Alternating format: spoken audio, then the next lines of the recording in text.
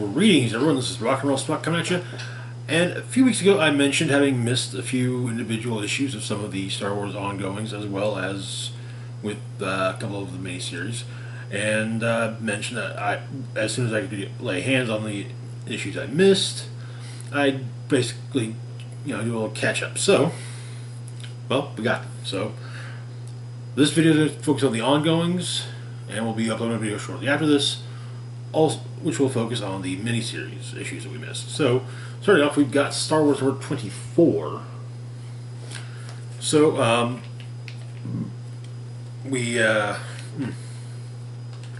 Star Wars 24, well, where we left off at number 23, the rebellion had caused the crash of the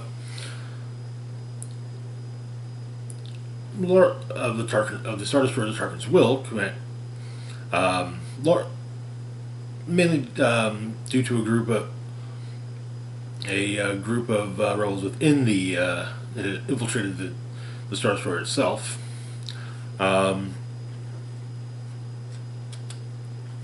But the destroyer had managed to crash on the surface of the planet Panacea. However, Commander Zara survived and basically called out Leia to come, saying, hey, you want to stop me? Come and get me. So, that's where the issue opens, is with Leia, Chewbacca, and some of the rebels doing just that. It's noted also that beforehand the Empire had kind of slaughtered the entirety of a rebel base that was on the planet. Starlight Squadron is tasked with trying to find out where Commander Zara is. They do so, and Leia and the rebels go to investigate the cave they're in. It appears to be a home for cave-dwelling creatures that, but it appears to be 80% unrefined Tabana gas, meaning that the rebels have to be very careful with blaster bolts. But as they make it to the cave, Zara fires and kills some of the rebels.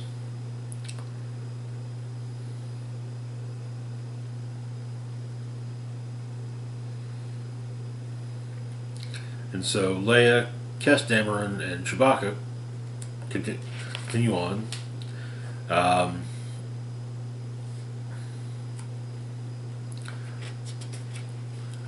The main thrust of things is a fight between Leia and Zara. While it does briefly seem as though Zara gets the upper hand, well, the cave creatures step in and seemingly save Leia and basically stick Zara on a wall.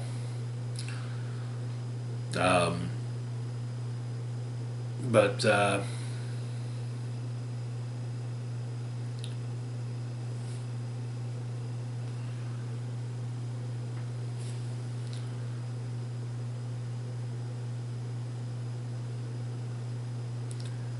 Leia takes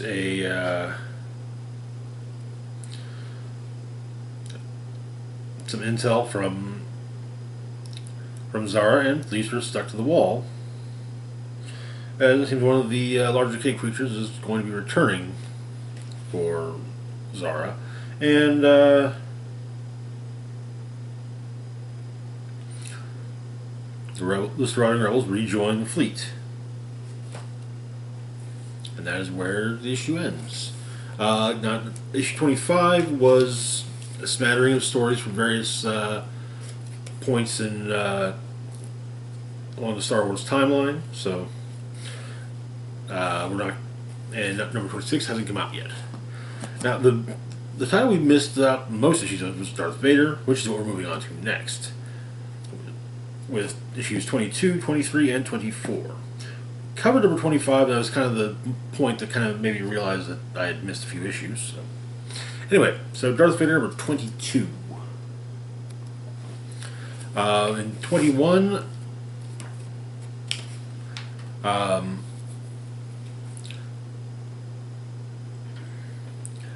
Vader revealed to Ochi of Bestun and Sabe that, formerly a handmaid of Padme Amidala, that Vader was aware of Ochi's traitorous ways and is using him as a pawn against Crimson Dawn. He's also using Sabe's status as a member of Crimson Dawn to advance his next attack upon them. So the trio come out of hyperspace on Naboo, and Ochi and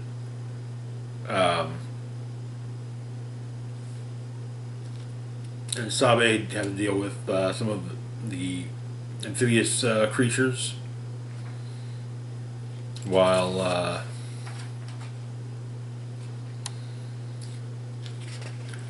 and something of a test, but the shuttle arrives at a regional outpost in the a Crimson Dawn regional outpost in the Outer Rim, and becomes a bit of a slaughter. Aboard the Executor, Ochi goes to speak to General Ramodi, informing him that Vader's gone rogue.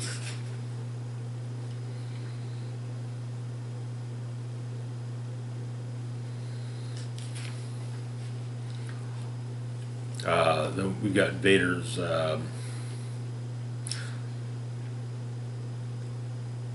specialized group on Orlos and Caria, as well as Valance, and they're being used as bait to draw out Crimson Dawn, leading to a battle between the Empire and Crimson Dawn.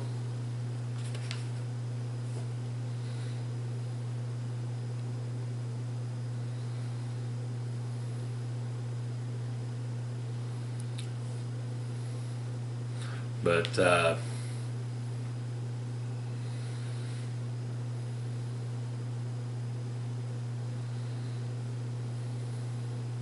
as Vader boards his shuttle, noting that doesn't seem anything seems to faze Sabe, he asks if nothing scares her, to which Sabe simply says, why should she be scared of Anakin Skywalker?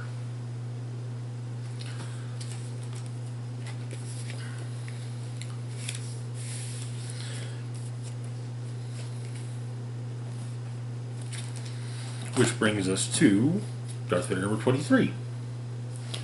So we've had our bombshell that Sabe knows who Vader truly is.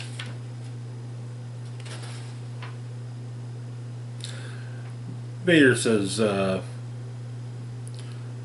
tells her how Anakin's dead. But Sabe points out that she was Padme's greatest shadow. She knew what Padme knew. And Vader can't fool her. Anakin vanished, and Vader appeared.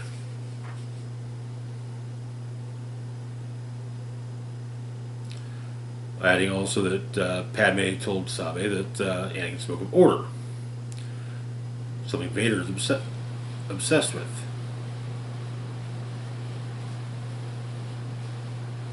But apparently Vader nearly ripped open Padme's grave to find out how she died.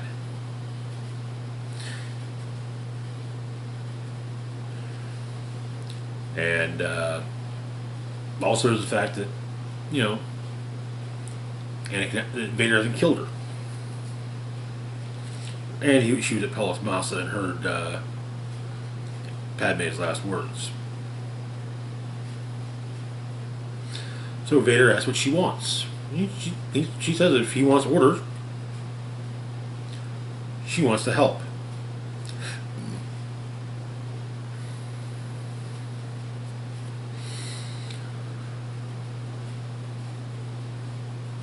And it turns out that Padme was haunted by the fact that Anakin was never able to free his mother. Free her himself. And like I said, it haunted Sabe. But apparently Sabe returned to Tatooine with the royal guard, Tonra, and in Shmi's honor, they worked in secret, freeing hundreds of enslaved people and smuggling them off-world. Apparently now a colony of those free people is in danger. The corrupt governor, using the services of Crimson Dawn, is consolidating power and neglecting the people.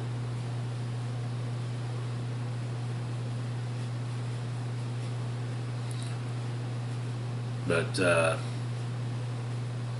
Sabe says, hey, help me save the refugees.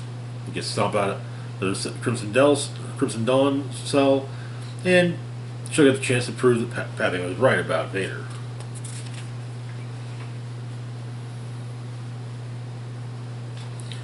But the two of them leave, and then Ochi hops into a tie and follows. They arrive in system.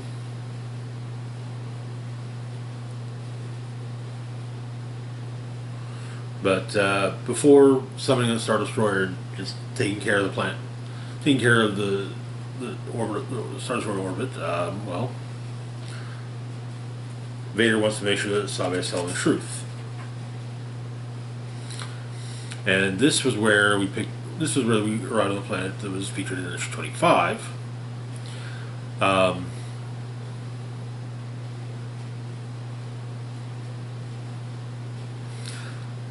Kitster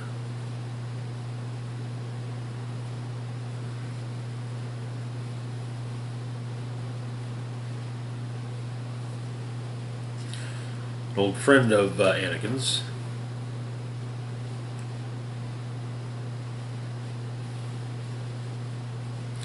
but apparently droid Zed talks with their R5 unit. May well be R5D4, to be completely honest. It's explained that the governor contracted with the colony to deliver critical supplies, but has only delivered 37% of what was promised over the past 3 years. More importantly, the governor forcibly conscripted 33 colonists who never returned.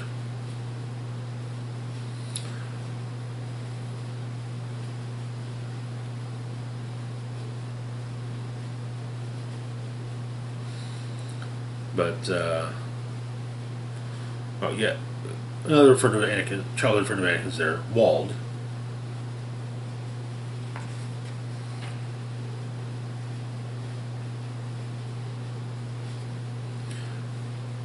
But Vader notes that the land is disturbed.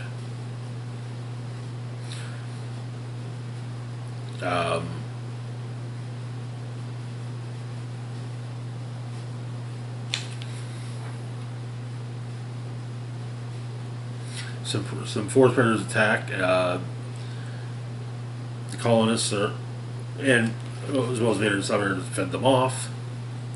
But it seems the Force Predators are malnourished, and they don't usually go after colonists either.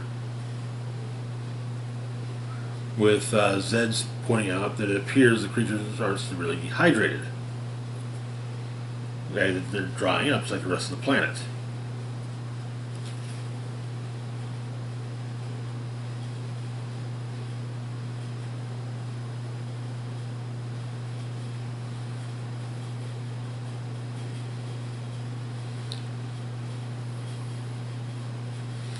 But Sabe is a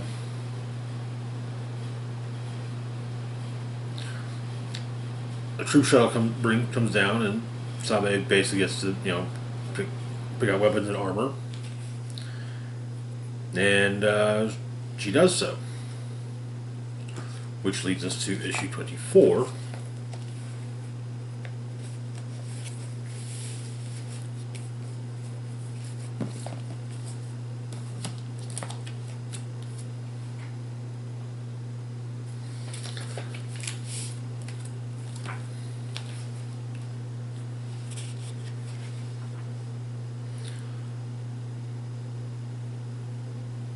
And a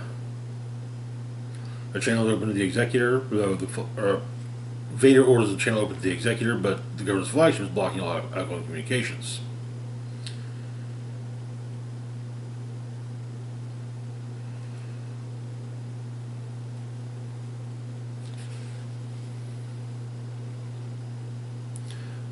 But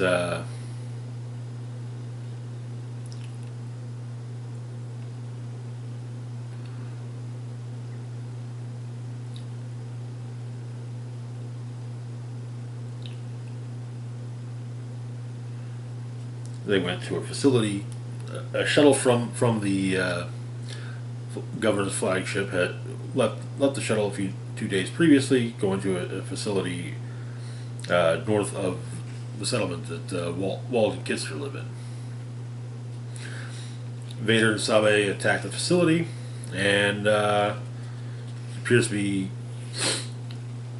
guarded largely by battle droids. They have a weapon which is actually able to knock Vader back.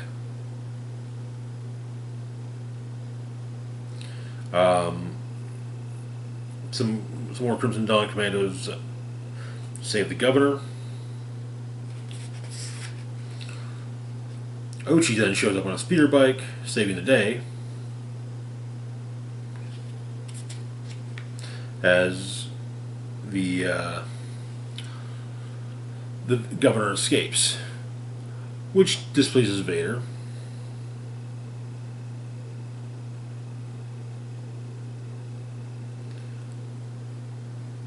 But the conscripts are rescued, and it's explained that the governor's work on new technology drains power from living things like entire planets. Apparently, it had been already utilized on the planet Corollia, which is a densely forested planet in the Belderon system. It's now a dead world.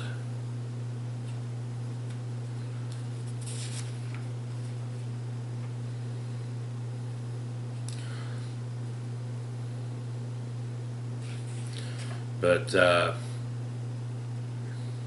Vader kind of adamantly, within himself, erects the wall to keep the good part of him out. Vader then takes the speeder bike that Ochi arrived in, while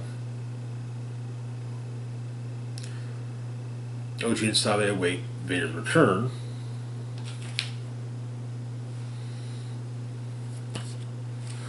And he returned in 25, and the governor was dispatched. All is well that ends well. Which brings us to Dr. Aphra number 21. So we actually managed to keep up with Dr. Aphra pretty well, but we did miss out on 21, and when 22 came in, as it was the start of a new story, I figured it would be best to wait till we had 21 to see how the previous story had wrapped up. Where we left off in issue 20, Dr. Aphra had been apparently shot with a blaster bolt, but the Spark Eternal went to her. And most of the issue, Aphra is largely under the control of the Spark Eternal.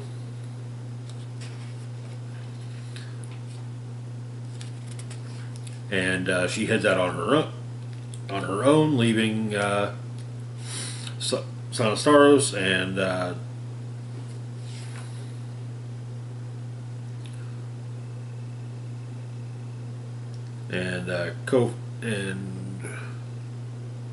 Covamfarius behind, and somewhat forcing them to team up. But some of the details from Eternal Afra's assault. She uses a thought dowser on Ko.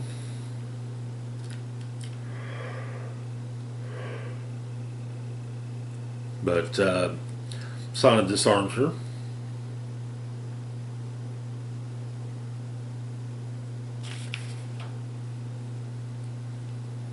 As Sana and Ko escape, they're stopped by Bush and Bush's crew. On Canto Bight, Just Lucky and Ariel Yu reunite, discussing what occurred on the Vermilion. They were made an offer, but and Lucky started to think it over. Back with Sana and Ko, they've been brought before Domina Tage, and explained that the Spark Eternal fused with Dr. Aphra. During all this, Domina Tage finds a listening device from her cousin Ronan and destroys it. And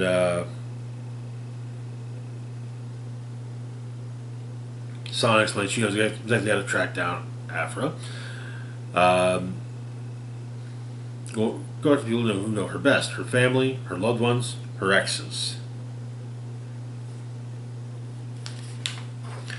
Wrapping this up with, apparently Sana knows where to find them all, but this wraps up with a visit to Rebel base, where she recruits Magna to help. A cyborg rebel, or cybernetically augmented officer within the rebellion. And so we've got Dr. Aphra number 22, which kicks off the next arc, Echoes. A lot of it is flashbacks with basically the Spark Eternal trying to keep Aphra occupied so she can retain control, forcing her to relive various memories.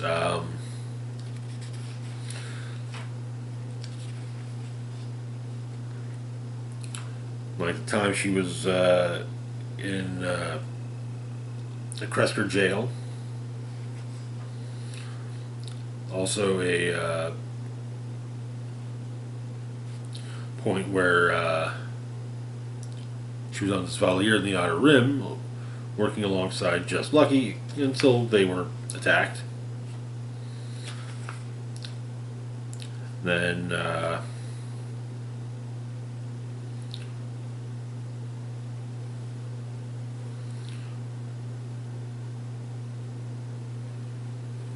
but she found an old an artifact, the Faorb, Faorb. She touched it. It was the first time she held an unknown artifact for the first time. So she's experienced hundreds of times before and after with hundreds of different artifacts. Sorting through those memories is like trying to find a single misplaced sabacc card around a casino barge. However, Spark Eternal can taste it, the familiar ascendant energy. Then a brief flashback to her time of the Vermilion, where she picked up the Thought Dowser for the first time. And that is apparently how the Spark knows her. So, the Archangel 5 heads to the Vermilion.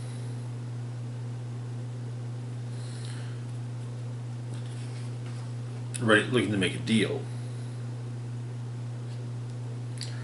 But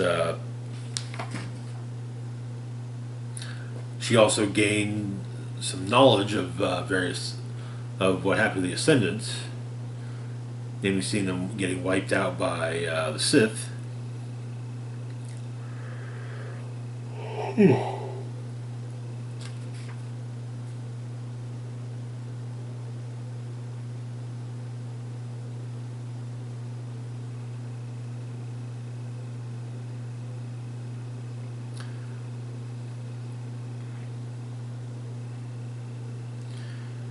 But it appears that the Smart Colonel is going after Dr. Aphra's two murder droids, or planning to, and has arrived upon the Vermilion, looking for her droids. Well, wanting her droids found before she settles into her quarters aboard the Vermilion.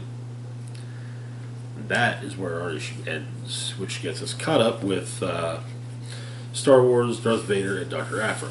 Now, we're not covering bounty hunters in this because, in all honesty, bounty hunters I've actually managed to keep pretty well abreast of month by month. But anyway, that is going to do it for now. As always, feel free to like, share, and subscribe. Links to my Facebook, Twitter, Patreon, and PayPal account in the description box down below. This is Rock and Roll Spock signing off, saying, live long and rock hard.